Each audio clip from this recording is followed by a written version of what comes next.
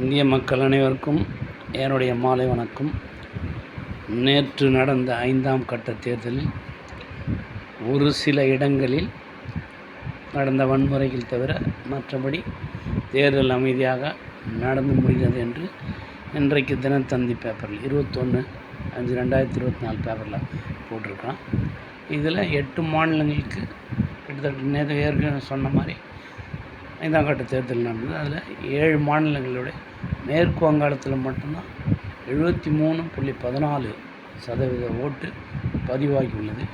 மற்ற இடத்துலலாம் கம்மி தான்.